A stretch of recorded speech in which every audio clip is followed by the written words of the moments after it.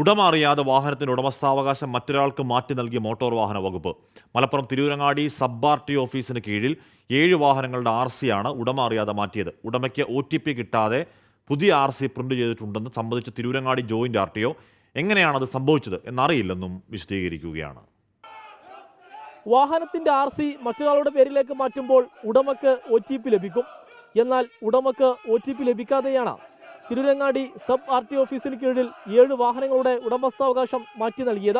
തിരിച്ചടവ് തെറ്റിയതിനെ തുടർന്ന് ഫിനാൻസ് ഏജൻസികൾ പിടിച്ചെടുത്ത വാഹനങ്ങളുടെ ഉടമസ്ഥാവകാശമാണ് ഉടമ അറിയാതെ മാറ്റിയത്. ഇത് ഫേസ്ലെസ് ആയിട്ട് വന്ന അപേക്ഷയാണ്.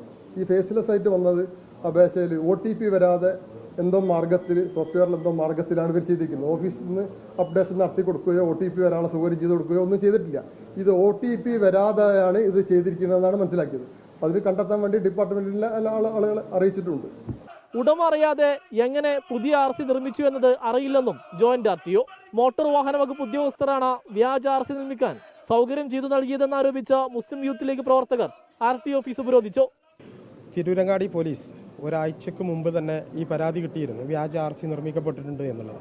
എന്നാൽ ആ RC നിർമ്മിക്കപ്പെട്ടു എന്ന് ജോയിന്റ് RTO പരാതി നൽകിയിട്ടും ഇതുവരെ കേസെടുക്കാനോ തുടർന്നുള്ള അന്വേഷണം നടത്താൻ പോലും പോലീസ് തയ്യാറായിരുന്നില്ല. ജോയിന്റ് RTO പോലീസിലും ട്രാൻസ്പോർട്ട് കമ്മീഷണർക്കും പരാതി നൽകിയിട്ടുണ്ട്.